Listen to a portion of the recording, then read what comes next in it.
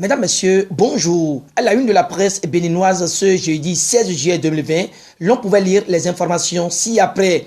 Renforcement de la défense et de la sécurité au Bénin. Le gouvernement a autorisé hier en Conseil des ministres le recrutement de 1100 soldats et les journaux apportent des précisions. Dossier ICC Service, Guy Aplogan et Émile Tegbenou libres de leur mouvement. Restitution des biens culturels au Bénin. Que retenir? Affaire détournement de fonds publics au premier arrondissement de Cotonou. La CA et le Sécu convoqués pour ce jour. Mesdames, Messieurs, voilà les points saillants. Avant leur développement, allons à la découverte du quotidien La Guérite, qui est le journal à l'honneur ce jour sur GS Communication. Conflit domanial à Gangban. Nous sommes dans la vallée de l'Ouémé et La Guérite nous apprend que le roi Signon Oba Adé Kiloumon assure la médiation. Sortant de la vallée, le journal de Shamsdin Badarou revient à Porto Novo et atterrit dans une université publique. Ici, c'est la rigueur qui est de mise, car La Guérite, dans son titre, voit que sous l'impulsion du professeur Jean-Marie Falola, ça innove à l'INGEPS.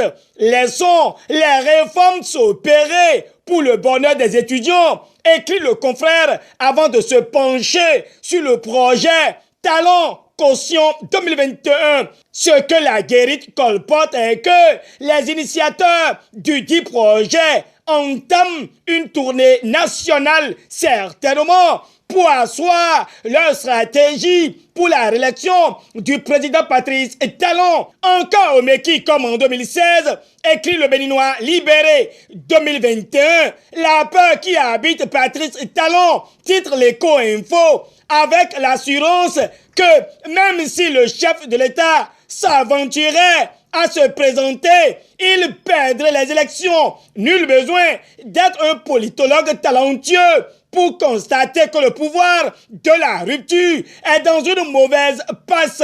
À en croire le journal de Gilbert Macou, la logique politique aurait voulu qu'un pouvoir censé avoir un taux de croissance jamais égalé, confirmé par la Banque mondiale et les officines financières internationales, soit pressé d'aller vers son peuple pour remporter brillamment les présidentielles de 2021 contre les opposants. Curieusement, le moins qu'on puisse dire est que le pouvoir a peur et a érigé des lois d'exclusion par-ci, par-là, pour écarter les citoyens, alors même que l'ouverture du jeu démocratique pourrait clouer le bec à tous ses opposants sceptiques sur les performances économiques du pouvoir Talon. L'Éco-Info pense que si on a été bon, c'est les résultats, pas des lois d'exclusion, la répression et autres. En tout cas, le journal de Gilbert Mancou sait que l'avenir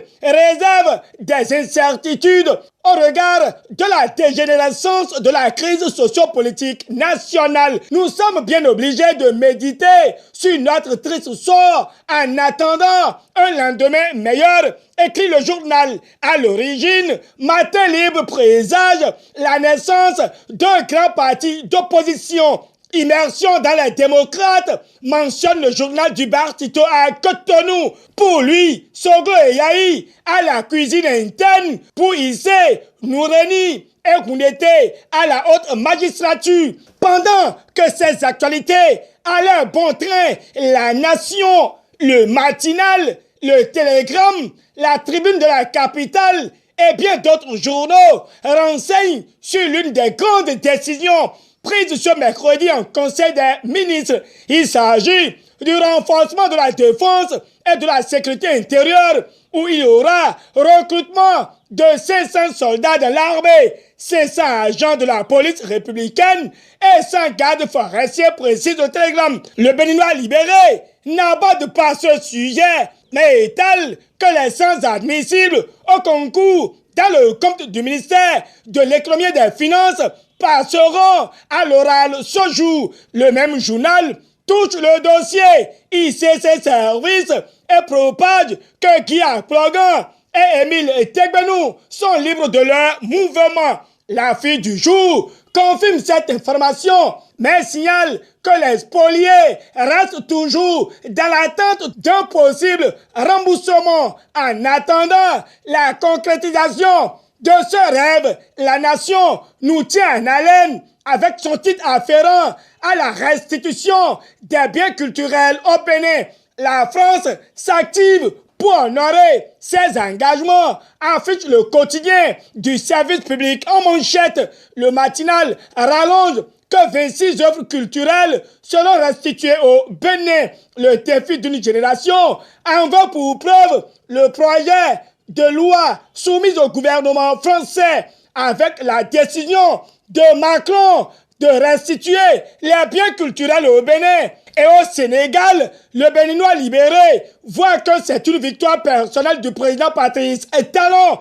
L'autre chose dans cette revue de presse est relative à la disparition mystérieuse de 6 523 000 des caisses du premier arrondissement de Cotonou. L'Audace Info note déjà de gros soucis pour Arlette Saïdonou Bello. Le Télégramme présente le film de l'affaire qui implique aussi le chef quartier de Finayo à Cotonou, Gracien Zaoumpavi, et relate que les deux élus sont attendus ce jour à la brigade criminelle pour détournement de deniers publics. L'économiste dans le rang des informateurs parle des échanges commerciaux avec les USA et expose que l'exportation du cajou béninois est en chute, mais au regard du produit intérieur brut, la Banque mondiale classe le Bénin 5e dans l'UEMOA. Voilà qui tape une fois encore les nerfs à l'Éco-Info,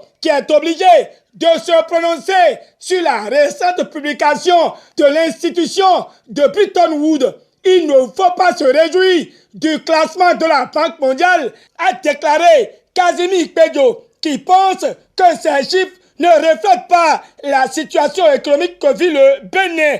Maître Sadikou Ayo-Alao s'est prononcé sur la décision de la haute autorité de l'audiovisuel et de la communication AC au sujet des médias en ligne. Pour lui, il n'est pas possible de restreindre ou d'empêcher la libre expression. L'Éco-Info en parle avant de céder sa place à Matin Libre, qui voudrait savoir si les médias en ligne, sous pression, auront une purge avant la présidentielle. Malversation financière au cause l'EPI. Matin Libre dévoile que le régisseur est porté disparu. Fin de cette revue de presse. Merci pour le plaisir partagé. D'ici à là, portez-vous bien. Au revoir et à demain.